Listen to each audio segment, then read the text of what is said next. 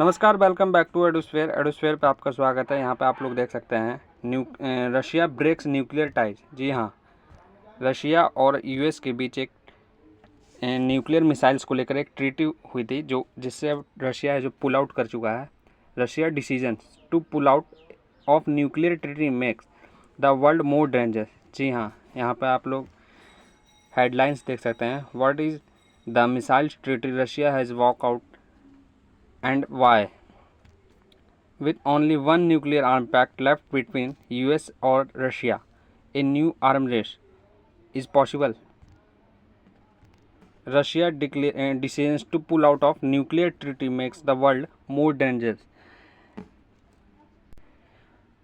दोस्तों, आज हम बात करेंगे एक ऐसे कदम के बारे में जो न्यूक्लियर डिसआर्मामेंट की पूरी फाउंडेशन को हिला सकता है। रशिया ने ऑफिशियली INF ट्रीटी से अपना नाम वापस ले लिया है और रशिया का कहना है हम ट्रंप और अमेरिका पर भरोसा नहीं कर सकते हैं। इसका मतलब क्या है?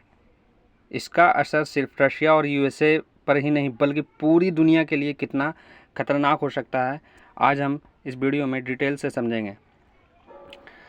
दोस्तों, थोड़ा पीछे चलते हैं। INF ट्रीटी का पूरा नाम क्या है? Intermediate range nuclear force treaty. Intermediate range nuclear force treaty. जी हाँ, ये 1987 में USA के प्रेसिडेंट रोनाल्ड रेगन और सोवियत यूनियन के लीडर मिखाइल गोर्बाचोव ने साइन किया था। ग्राउंड लॉन्च बैलिस्टिक मिसाइल्स और क्रूज मिसाइल्स जो कि 500 किलोमीटर से लेकर 5500 किलोमीटर की रेंज के होते हैं, उन्हें ख़त्म करना था। ये मिसाइल शॉर्ट फ्लाइट टाइम के कारण सबसे ज़्यादा डेंजरस होते हैं क्योंकि रिएक्शंस टाइम बहुत ही कम होता है।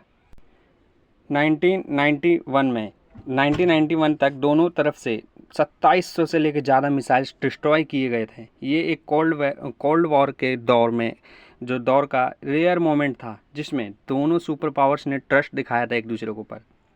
लेकिन 2019 में USA ने एक्यूज किया कि रशिया ने ट्रीटी का वायलेशन किया है, स्पेशली एक मिसाइल सिस्टम बनाने के जो INF रूल्स तोड़ता है।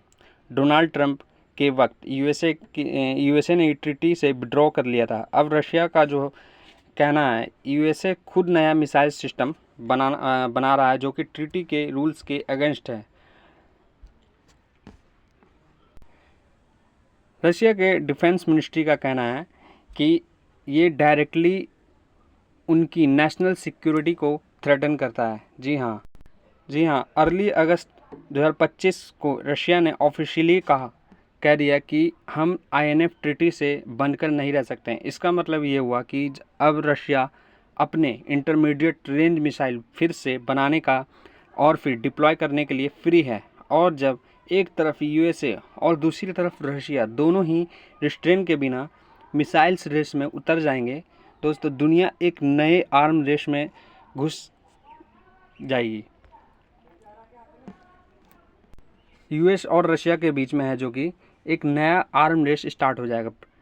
Breakdown of arm control framework. INF एक ऐसा फाउंडेशन ट्रीटी थी, इसके गिरने से एक न्यू स्टार्ट ट्रीटी पर भी इसका असर पड़ सकता है जो कि 2026 में एक्सपायर हुई है। अगर वो भी कॉलेप्स हो गई ना तो यार न्यूक्लियर वेपन्स को कोई लिमिट ही नहीं बचेगा। न्यूक्लियर मॉडर्नाइजेशन रेस में अगर हम लोग देखें तो जब रिस्ट्रिक्शंस ख़त्म हो जाते हैं तो मेजर पावर्स अपने अपने मिसाइल्स को मॉडर्नाइज करते हैं, ज़्यादा फास्ट और ज़्यादा एक्यूरेट और ज़्यादा डेडली बनाते हैं। तीसरा पॉइंट हम लोग देखते हैं increase security risk. Intermediate range missiles का जो फ्लाइट टाइम है 10 से लेकर 15 मिनट होता है। 10 से लेकर 15 मिनट मतलब अगर लॉन्च डिटेक्ट हुआ, अगर यहाँ से रशिया ने अगर लॉन्च किया या फिर US ने लॉन्च किया, अगर डिटेक्ट हुआ तो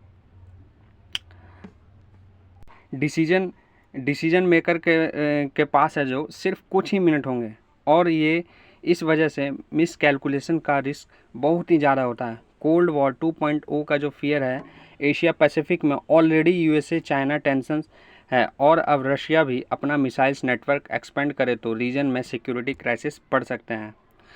दोस्तों, अब सवाल ये है कि रशिया का ये कदम सिर्फ एक पॉलिटिकल वार्निंग है या फिर सिर्फ एक असली आर्म रेस की शुरुआत है। हिस्ट्री हमें ये सिखाती है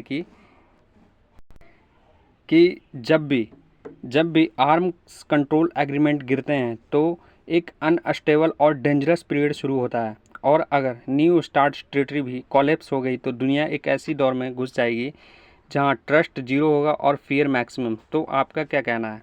क्या रशिया का ये कदम जस्टिफाइड है या फिर एक अननेसेसरी एस्केलेशन है? कमेंट्स में अपनी राय ज़रूर बताएं।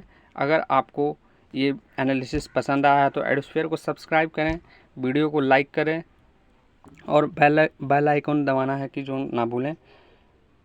मिलते हैं नेक्स्ट वीडियो में, जब तक के लिए जय हिंद जय भारत।